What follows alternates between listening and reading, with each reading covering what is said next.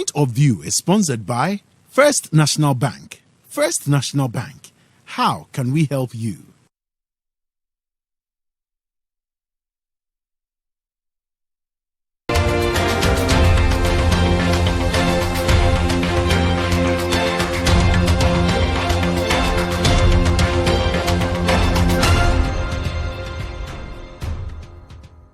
Welcome to a very special edition of The Point of View. This is your favorite current affairs program on television. Here on The Point of View, we get the right guests, ask them relevant questions on issues that matter to you.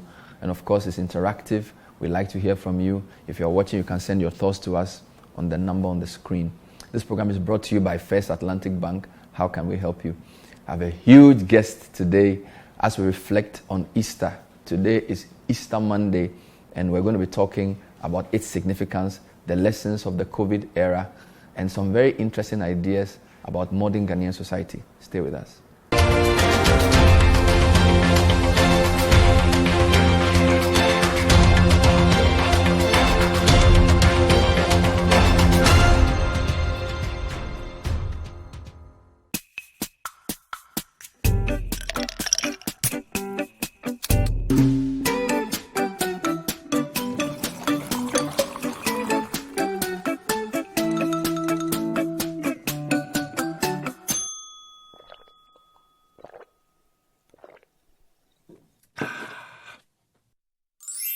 Good Day Energy Drink keeps you going.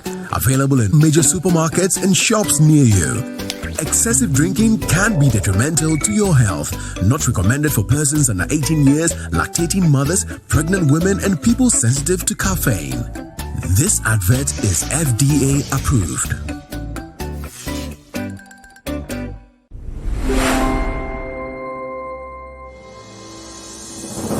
Do not drop the winners. The fight is still on. Constant disinfection is still very pivotal in the fight against COVID-19. Call an expert today on 020-300-4055 or 050-126-5426 to ensure your space is disinfected.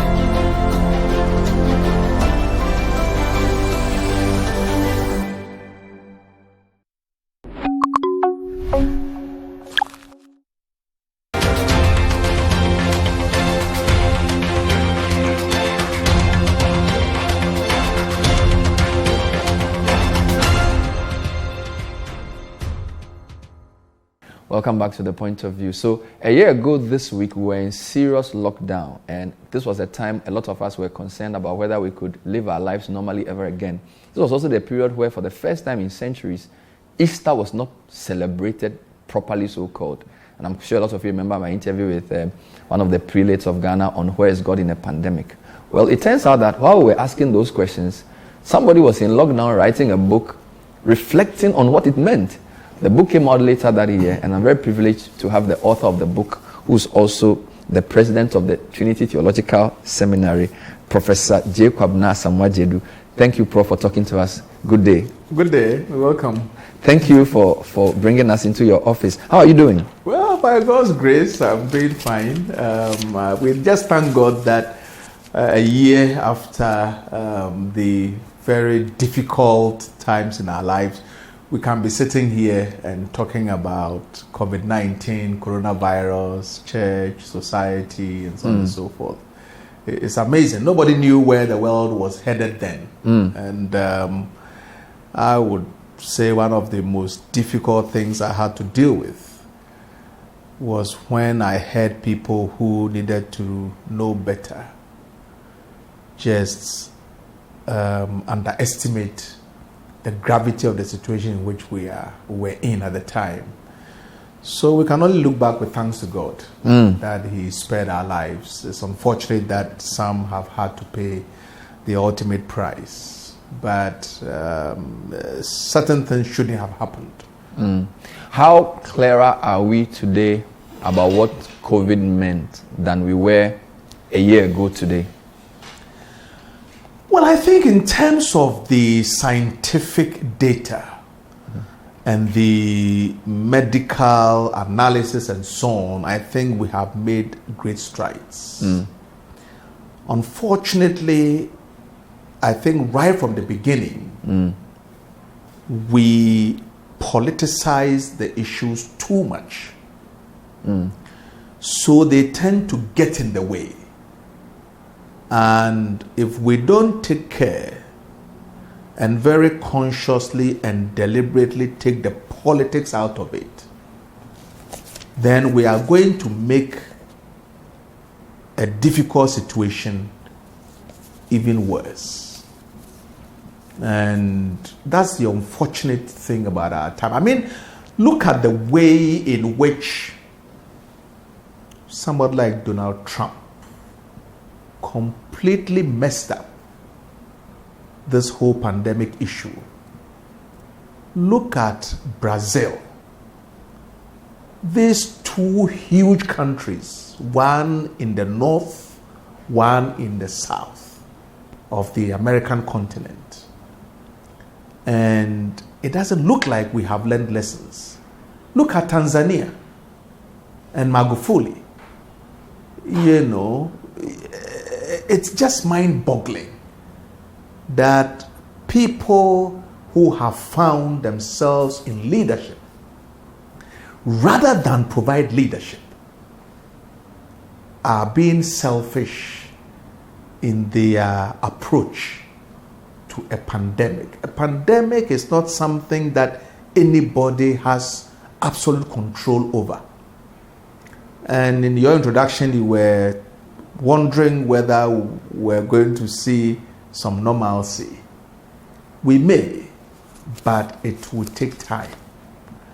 Some of the protocols would have to live with for many years. And remember that we have also lost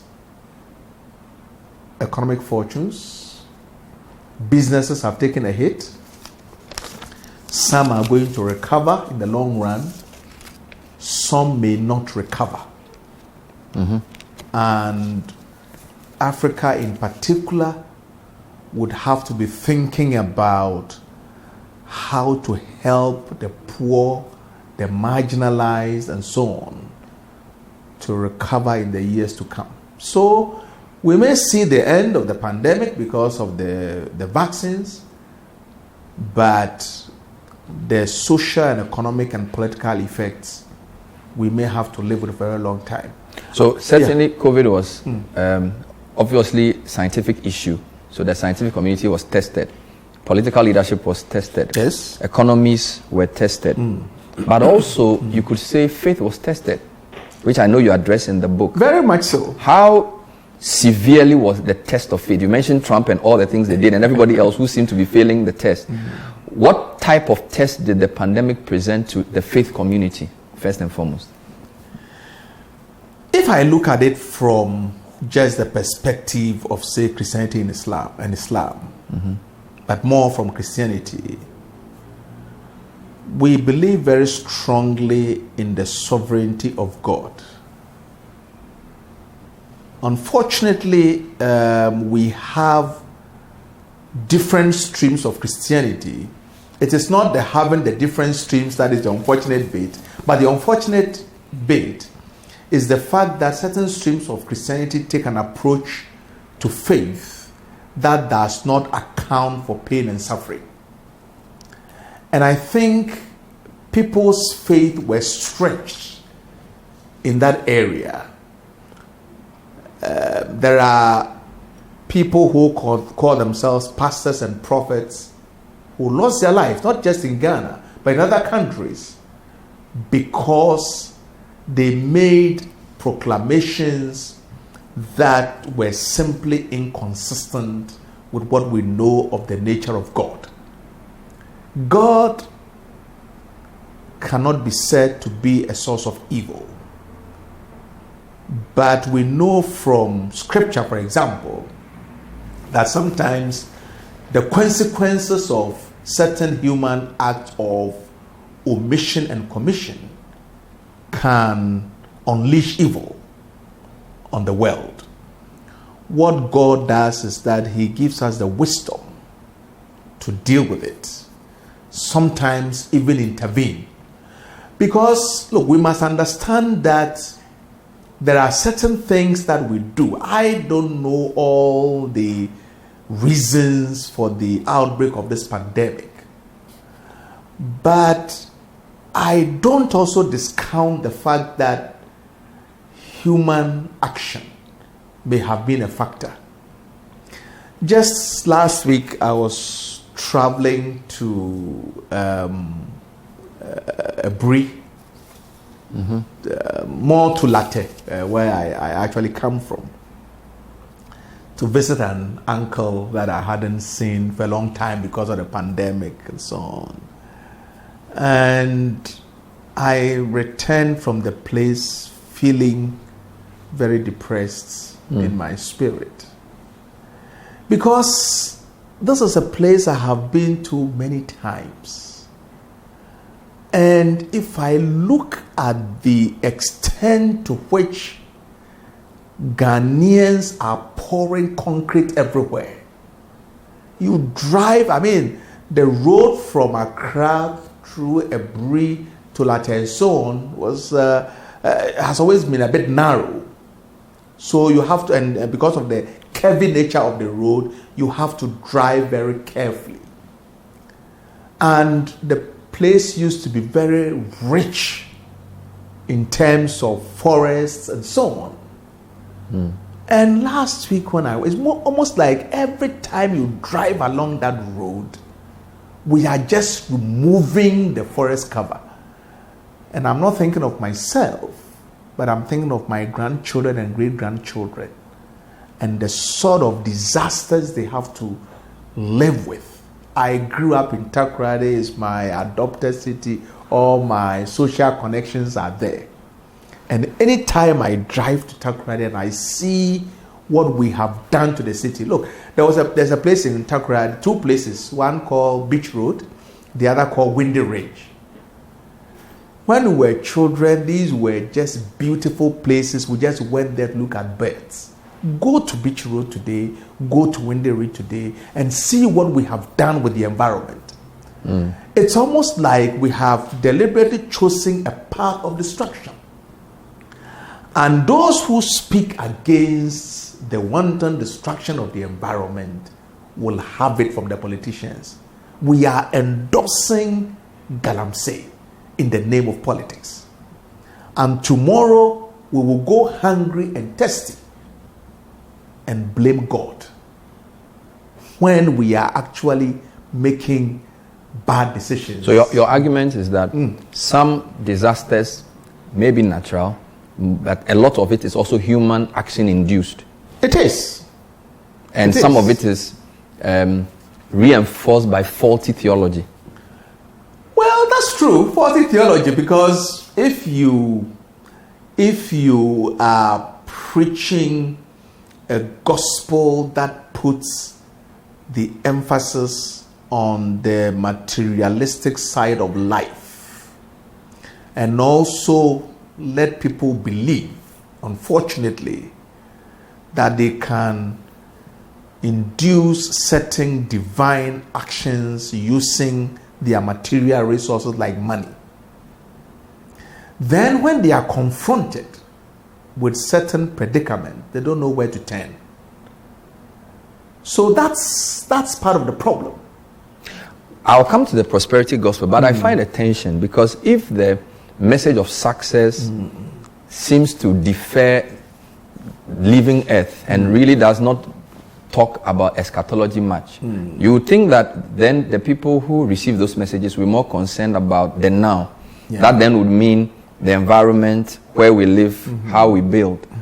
But you seem to suggest that even with that message, there is still disregard, or there doesn't appear to be an emphasis on keeping the environment clean, or we don't seem to hear preaching against destructive human activity. I find that there's some sort of tension there. Yes, so there's some inconsistency Yeah. at the heart of what is being presented. And I think it boils down to greed and covetousness. When people become greedy, they don't care how they make the money. You see, that's why it's difficult, for example, for ministers of the gospel, and I'm not using the word pastor, I'm using minister of the gospel, so that it doesn't appear as if I'm talking about one type of pastor or one type of church leader. When ministers of the gospel refuse to confront the issues the way they should, I tell people there's a difference between being simple and being simplistic. There's nothing wrong with being simple. But when you are simplistic, you leave people with a monolithic way of looking at life. Let's take this whole idea of seed sowing. I like illustrations. I have a friend who used to run a small savings and loans business. And this person put her business in the middle of a market, because the whole idea was to help these market women with small loans and so on, which I thought was a brilliant idea. The business collapsed. Ask me how. People would take the money and then on weekdays shut the shops and go for all-day prayer meetings. That's being simplistic. Prayer itself is not a bad idea. But if you have public and civil servants leaving offices to go and pray all day, sometimes even students, then there's a problem with our whole understanding of how faith works. So that's how religion itself can be used in negative ways.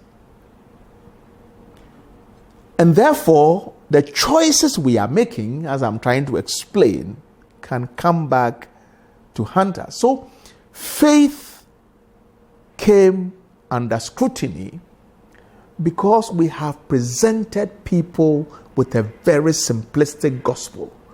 That seems to suggest, I mean, it's the same, it's not new. But is religion the dominant cause of the typical Ghanaian worldview we've described? For example, wanting to make money at all costs, not caring how it's made, not caring for the environment.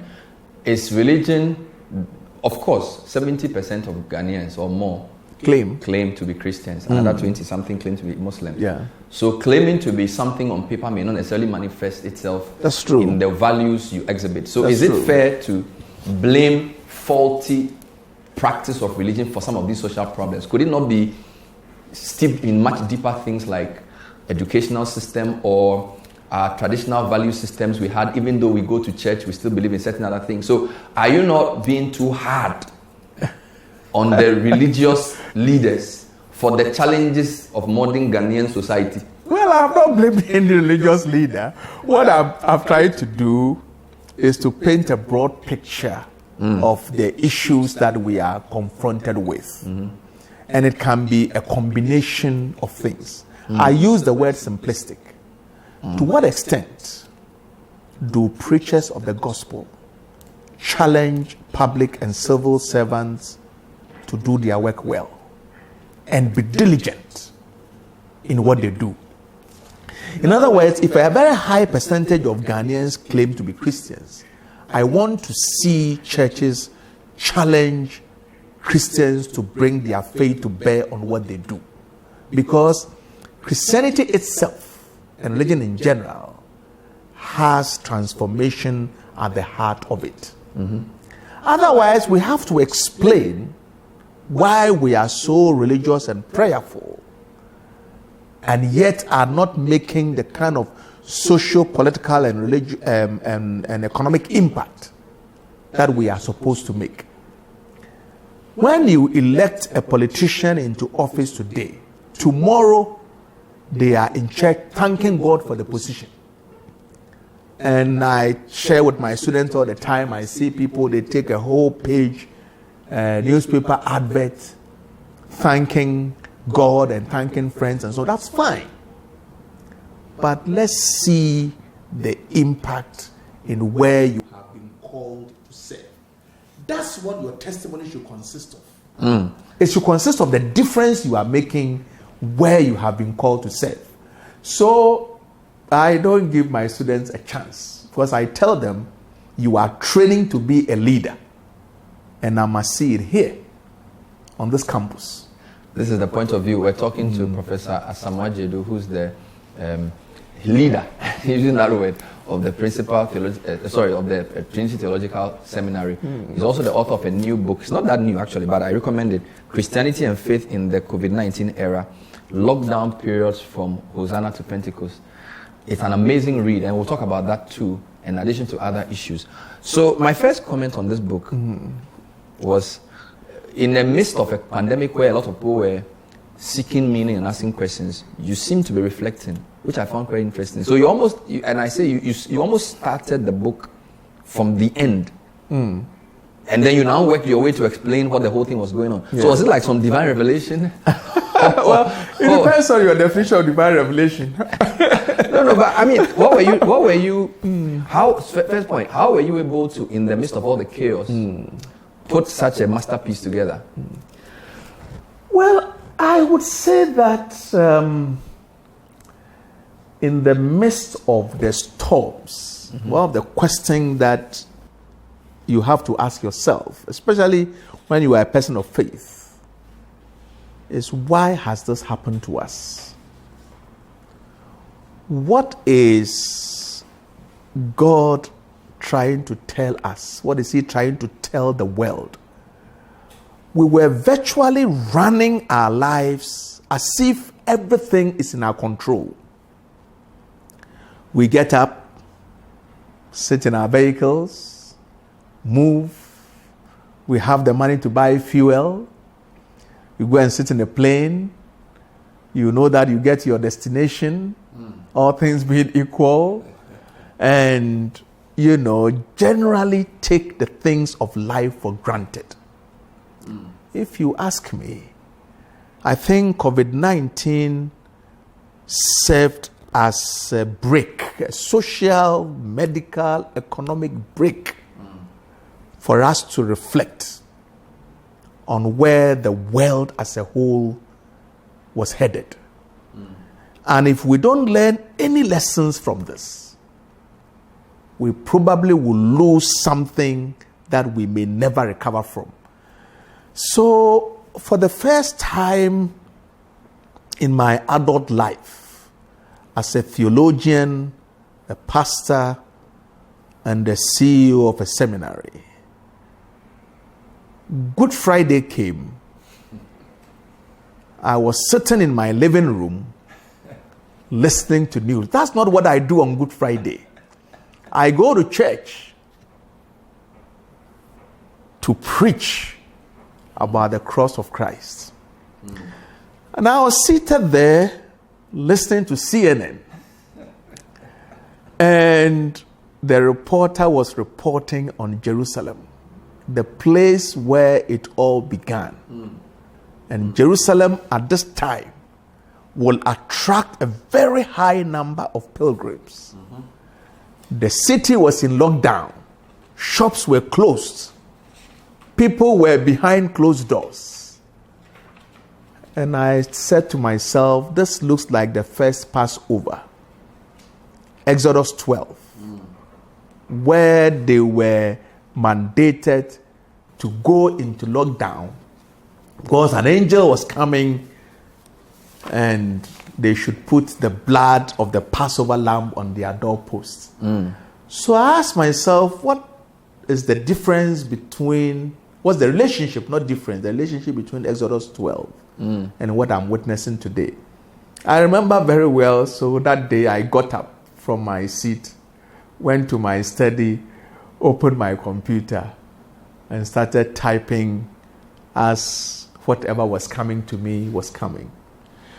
And then after that, I decided to look a bit more closely at the major events in the Bible and how they apply to our lives today. That's when it struck me that all the major events in the Bible that we celebrate today as Christians occurred during lockdown.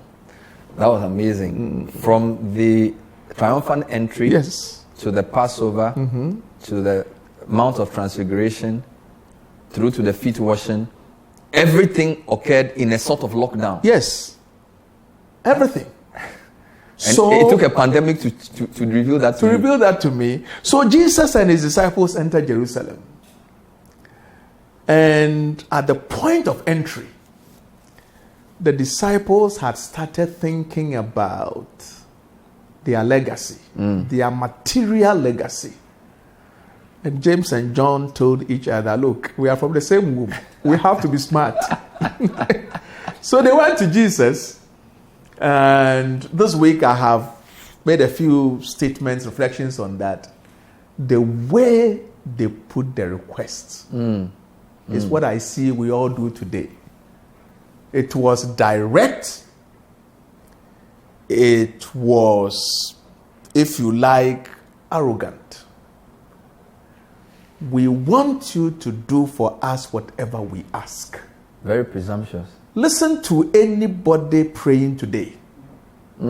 I claim it now. And then the pastor will be saying that now. It is mine. It is mine.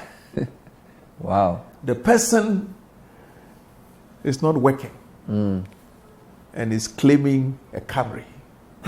I don't want to go higher. So James and John, and Jesus asked them, what do you want me to do for you? We want the two of us, one to sit on your left, the other to sit on your right. And the term they used was in your glory.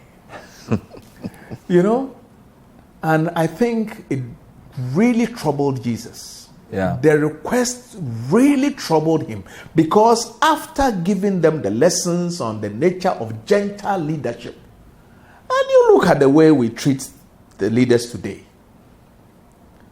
when a politician brings pipe-borne water to your village, he expects a delegation to go and thank him for doing his job.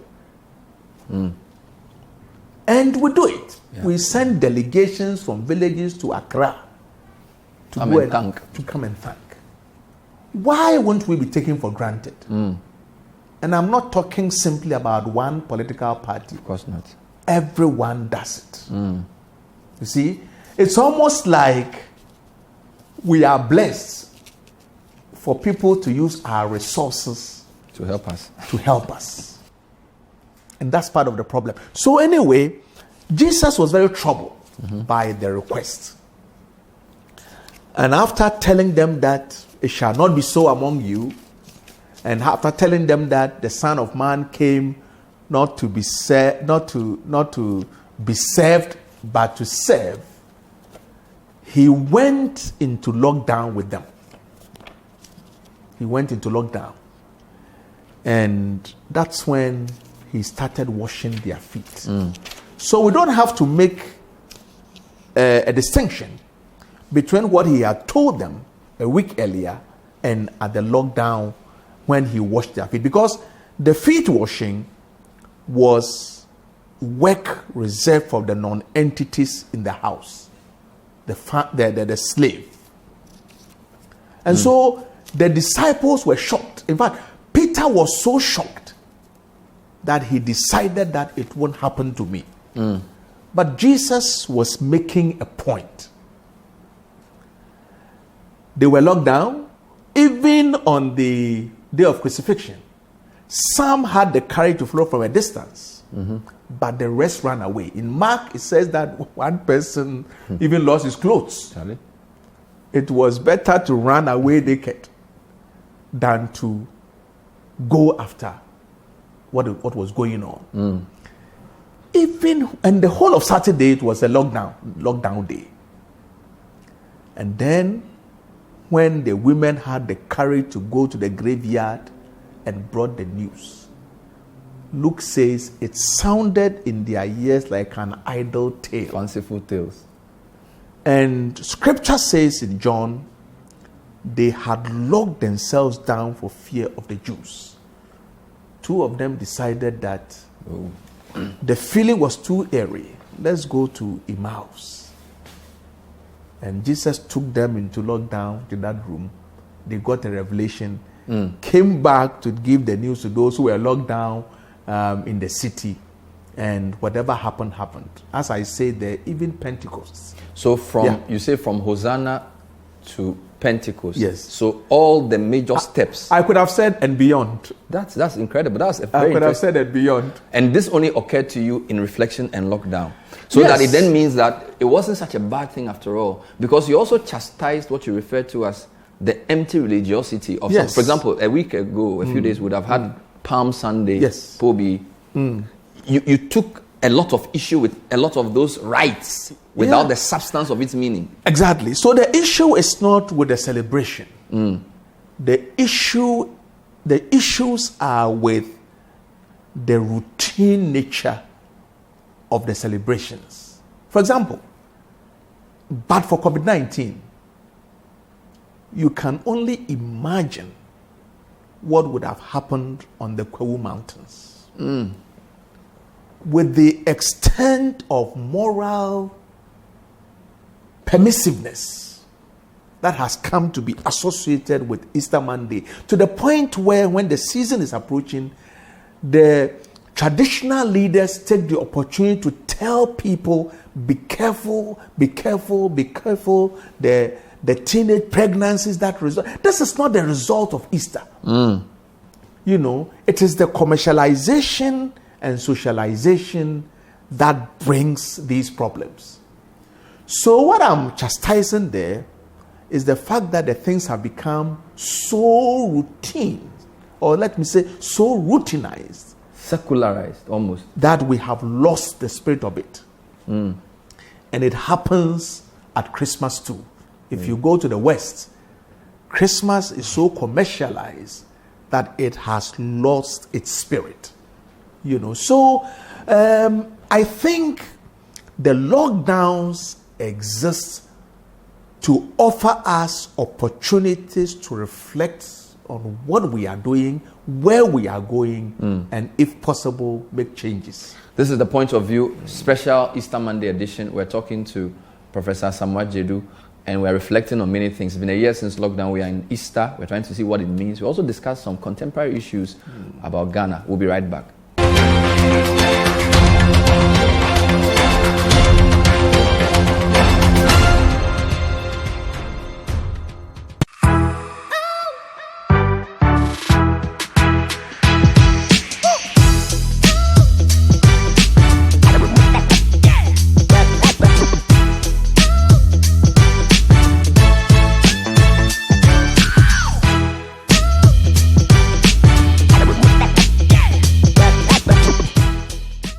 It is another beautiful day in the lovely city of Accra. And just as expected, everyone is up to something. Busy day as usual. Papa, so Kuma has also left us. Oh, others are getting ready for school. Guys, we are late. Hurry up. We're coming. And in the busy streets of Accra, the mates are calling out to passengers.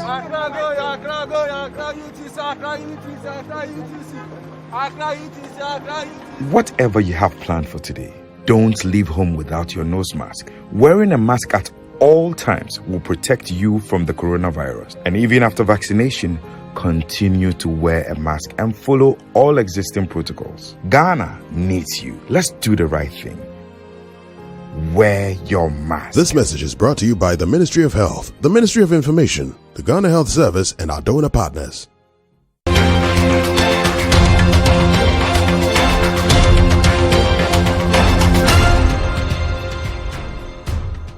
Welcome back to The Point of View.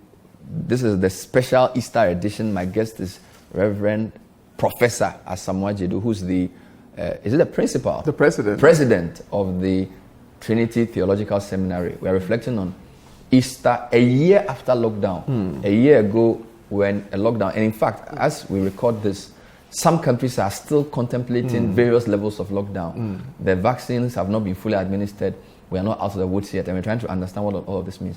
So going back to the point you made at the end about the empty religiosity, it seems to me that in Ghana, we have cultural practitioners of a faith without really manifesting its values. So the commercialization of Christmas or Easter, Kwewu, people not... It's almost as if we are born into it now. And what's the danger of that? Because it looks like that's where your concern is now. Yes, the danger is taking serious things for granted. You see it in our economics, in our politics, society at large. And I can give you examples from the larger society of how we simply trifle with very serious matters.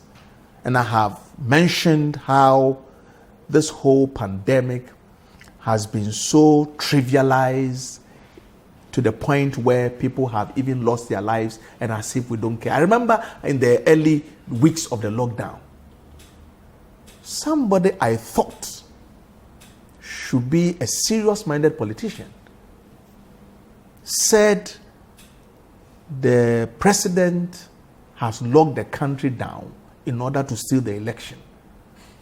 You know, and I was expecting that people like you in the media will pick up these issues and speak truth to power. But everybody makes jokes out of it. Look, we have talked about other countries, Brazil and Tanzania and the US and so on. I mean, a country with such a sophisticated social, technological system like America should not be going through what they are going through. And you have a president, Trump. I mean, I celebrate the president of this country. It has nothing to do with party politics. I don't know any country in this world in which the president are very, I think almost monthly. Yes, I think it's done 24 or so addresses. Exactly. For the people. I don't know any country in which that happened. So I'm happy that at least in my country, the person at the helm took things so seriously so as not to take the citizenry for granted. They didn't take as far as I'm concerned, they didn't take the pandemic for granted and has done his bit. Otherwise, our situation would have been worse. But some would say we all didn't really understand what was going on. So it was really, you could say our president took a bet to err on the side of caution. Yeah. Even then, he was criticized during the pandemic because we were doing voter registration and we were doing an NI registration. And people like me took issue with why we were even doing registration during the pandemic. So maybe some of us even took it more seriously. So the point is, it was more a test of the perception and the judgment of a leader to know how to make sense of something we've never seen. Exactly. Because it's a one in a century. Exactly. That's true. Occurrence. Yeah, that's true. But what I'm saying is that if all of us had looked at it that way, without the partisan political lenses that we usually look at things, and what I'm saying is that we all do it. You know, whether I didn't want to mention the names of the parties because they are not important for me. We all do it. You know, we got to come to a point where we can bury these differences and tell ourselves we are building a nation. Why do we always like to make references? Look at the sort of things that's circulated on social media. When important things and nice things are happening in other countries, we are very happy to circulate them. But when we get the opportunity to implement the same things, we mess them up. You know. So the point is that this is something that was novel, as you have said. And that is the reason why we all had to take it seriously. And as people of faith who are called to provide leadership, look at the numbers of people who take Christian leaders very seriously. I think the church could have done quite a magnificent job at taking this in seriously. I mean, I think that in a sense, I must say we did our bit. If you look at the way the Christian Council and the Pentecostal Council National Association of Charismatic and Christian Churches and so on. We all did our bit. But what I'm saying is that we could perhaps even have done it better if we had collaborated in a way that did not allow our religious and political differences to get in the way. All right. Some people, of course, think that one of the most compliant groups in the country actually was the church in terms of the announcement of the social distancing. And in fact, most churches, to my knowledge, at least to the knowledge of the media, did comply against other groups. That's true. Okay, and I don't think they've been commended for that. But the other point, though, is in the past few weeks, there have been some very controversial issues. I remember interviewing Professor Jim Abuedi, who seemed stunned that Ghanaians are very, very tolerant of certain kinds of injustice and evil, and yet they get up in arms against other kinds. So they're very selective in what they get angry about. He gives an example. He says, okay, people steal your money, mismanage your resources. People are dying from malnutrition and all kinds of things. We don't see national outrage. Somebody goes to set up an office to support LGBTQ and everybody's upset. He's perplexed by that. So I don't know what you think. That do we have selective anger on the basis of rankings of what is evil and what is not? I wouldn't put it that way. I mean, certain things we have lived with for a very long time.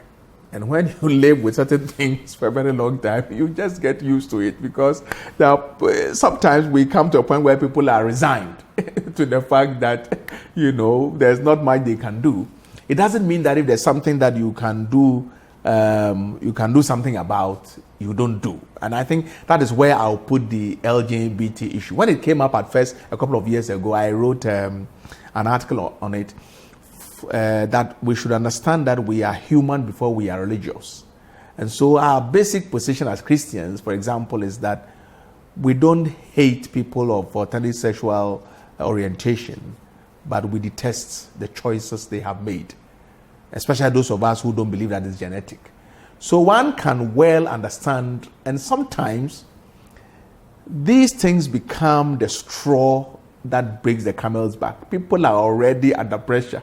So if you bring yourself, they will give it to you. And so I just listened to, for instance, the uproar about the Achimota school case with some interest. I didn't see where the hula baloo was coming from anyway. But what do you mean? As in, you thought the school should have admitted them? Or you thought that there wasn't even a case to be made for an uproar about it because rules are rules? My dear friend, I did my O-levels in a school called Fijai Secondary School in 2nd D. And in those days, when you receive your admission letter, it comes with a prospectus. And then you are handed a handbook that tells you what the rules of the game are. And we must learn to play by the rules. No matter how inimical and outmoded you get? It depends on what you define as outmoded. If rules are outmoded, we all agree is outmoded, we can change them. So, my prospectus said, in Fijai Secondary School, Form 1 to 5, you wear shorts, khaki shorts, and white shirt. That must always be tagged in. You must wear sandals that are buckled, no slippers. If you want to wear shoes, nobody stops you. But you can't wear what we used to call I grew up in Takrady, what we used to call shoe socks. You can't. Mungo Park. Yeah, well, so if you insist on wearing shoes, you must wear socks, and the socks must not be multicolored. The girls, if I remember, could not wear their hair a certain way. And just across from Fijai Secondary School is Holy Child College, Training College. most of those who attended Holy Child Training College were people who had completed O-level. So they were a bit more mature. When you see 10 Holy Child College students going to town, they walk through our school, they have all braided their hair a certain way, they were all dressed a certain way, and so on. If you want to be a leader, the first thing you have to learn is to learn to obey rules, because a leader supervises other people. And if you don't learn to fall in line, how do you expect? Well, some will say to you that most people who've brought progress to society, including Christ, challenge the prevailing rules of the time that they were in. So, for example, even Martin Luther King, a lot of the positions he took, the things that were oppressing the people who felt oppressed were legal and they were rules. Okay. So if you say that if you want to be a leader, you have to obey rules, that is only true to an extent. Now, my other pushback to you is that in the Rasta case, for example, are we not conflating what may be a preference to what is a moral absolute? Because we are talking about discipline. Yes. We are talking about what ought to be. So in certain churches, women can't wear certain clothes. Yeah. Women can't sit certain places. Yeah. Some were historically particular. Yeah. So we are essentially straining at a gnat and swallowing a camel. That's the point I'm making to you. Well, and I'm also making it a point to you that in society, certain things can change. You see? Now, when we're growing up, women were not allowed to wear trousers to church. Today, we know better. See, so certain things can change. Society is dynamic. So we make room for things that can change. If an institution like a school has not changed certain rules, I'm sure even in Achimota school, certain rules may have changed. You know, but if this is what pertains at a particular time, you can make your case. If the case is reasonable, I'm sure the authorities will listen. We are in to a different world. They are proving cases in So Zimbabwe. we should allow people to do what they like. That's not the point. All right. We have cases in Zimbabwe, in Kenya, and other parts of the world where, for reasons, these exceptions have been made. Okay. Just so, and we are in a different world now. 2021 is not 1985. Yes, but you are also not suggesting that people can do what they like. That's why it's a question of balance. But the debate is not being had in that balance sense. Once you make a suggestion, somebody suggests, it means that, so they magnify the other person's point and said, are you saying there should be no rules? Of course there should be rules. Exactly. Because we wear school uniform. Yes. But does that mean that every rule makes sense? It doesn't mean that. But that's why we are not meeting each other. Yeah, I haven't said that every rule makes sense. I haven't said that. What I'm saying is that when you are challenging the existing rules, you must also be reasonable. I mean, what is it about wearing a Rasta hairdo to school that makes it impossible to conform to the standards that have been set in the institution? If the institution has to change, that's where we have a governing board for the school. Okay. That's where we have PTA. You go and make your case there and let it be by consensus. Let's come back to the issue of corruption and other issues. You train Christian leaders. Yes. And I'm not trying to find fault, but is there something that can happen here that would make us less tolerant to things like corruption and mismanagement? Because a lot of the problems we face, social problems, they result from bad leadership, especially in politics. And you said it initially, you sort of alluded to that we may not be teaching the right things. What can we do to get people to see that the quality of leadership in our nation at various spheres needs to improve? Well, if we haven't seen it now, then I don't know when we are going to see it. Let me go back to the political order and look at, since 1992, since we adopted this, not adopted, but since we entered the Fourth Republic. We've been democratic before and so on. With the proliferation of media and so on, and now you can sit in your bedroom and, put things out there. You look at the quality of people who come on radio to speak on behalf of political parties. There are people who cannot construct one sentence without being abusive.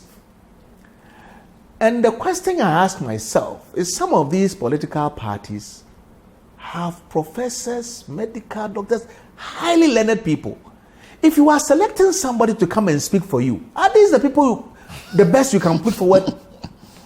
If I'm a member of a political party with my position as a professor of theology and so on, and somebody is going to speak for me, I should be able to identify what is being said. But secondly, if I am the spokesperson, I have to ask myself, is this what I want my children to hear me say?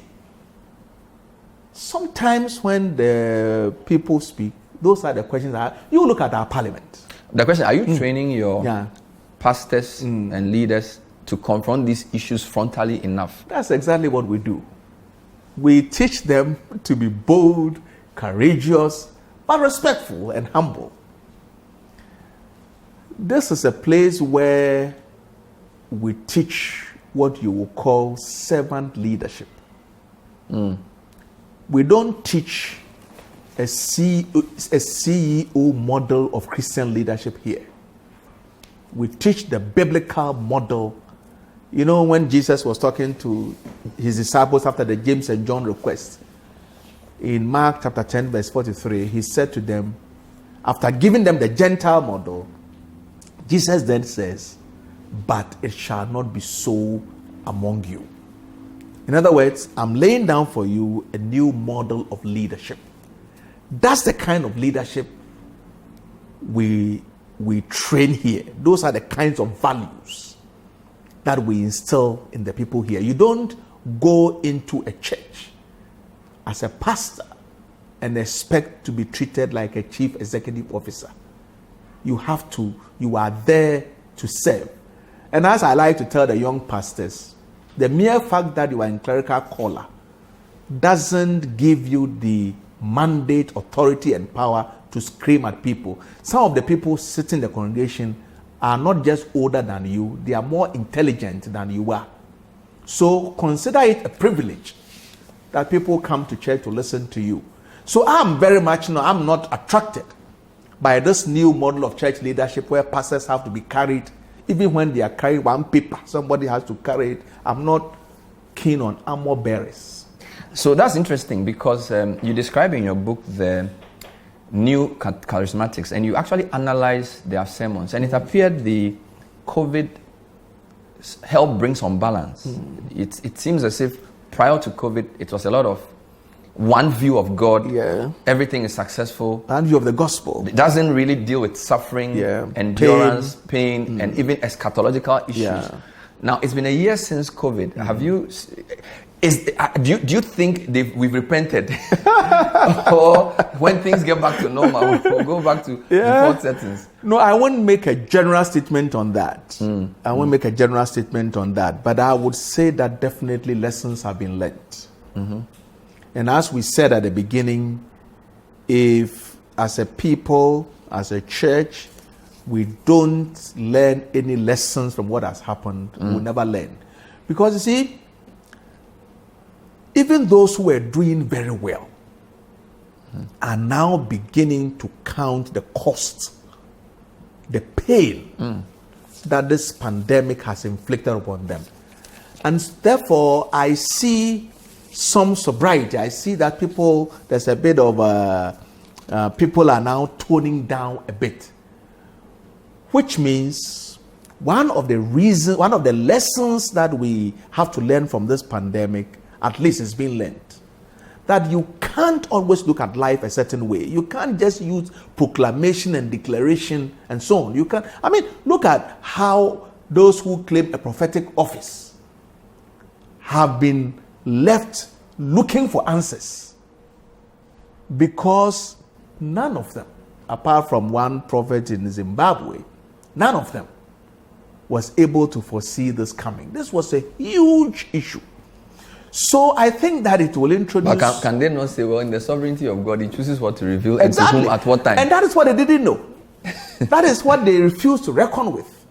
So the people whose businesses were doing well, people who were gainfully employed, have lost their jobs, their money. But most importantly, they have lost loved ones.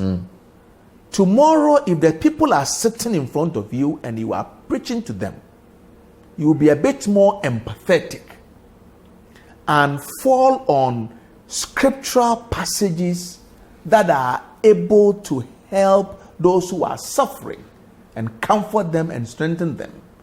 In the past, we have paid attention only to those who are winning the battles of life, and those who are failing, and those who are weak, and those whose business are not doing well have been left to feel that God doesn't love them, or they are not sowing the right seed, or they are not doing the right things. Of course, there's blessing in giving, but don't take a monolithic understanding to life and the scripture.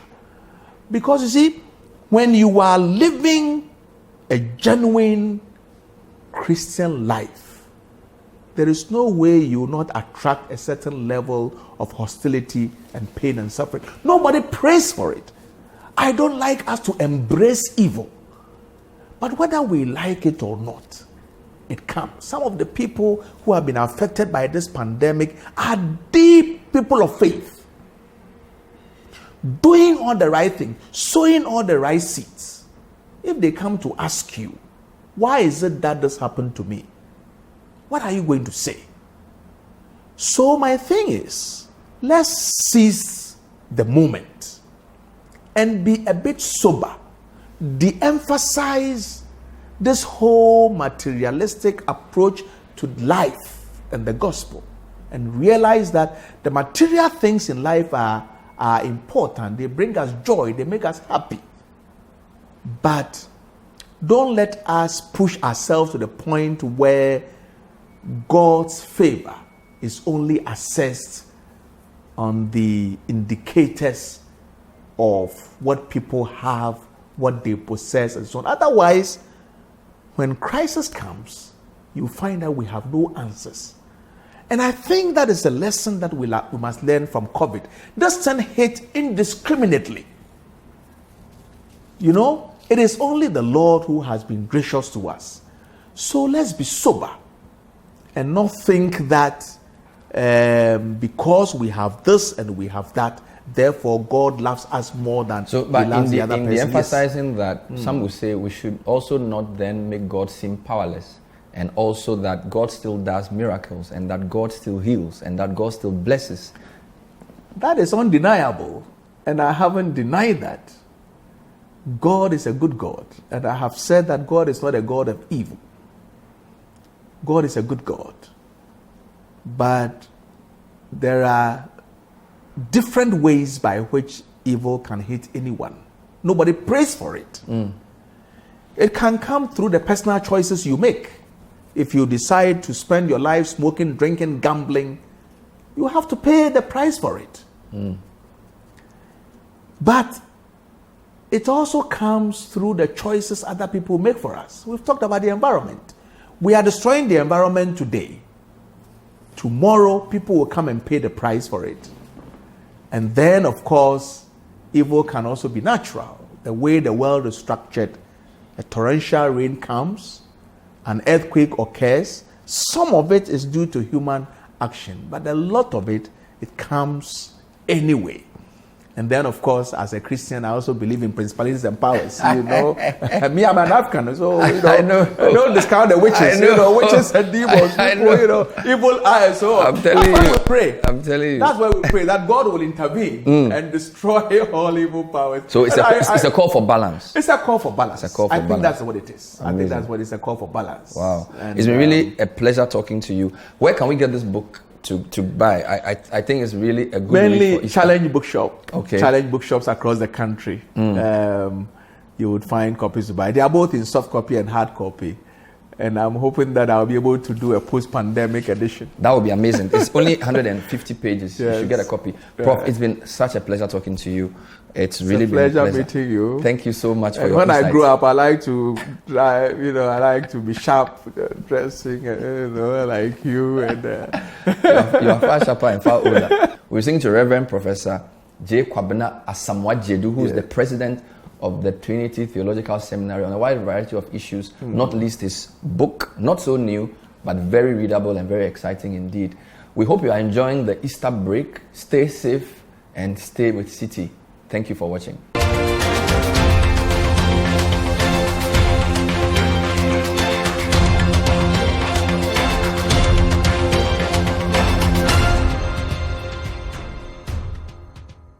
Point of View is sponsored by First National Bank. First National Bank. How can we help you?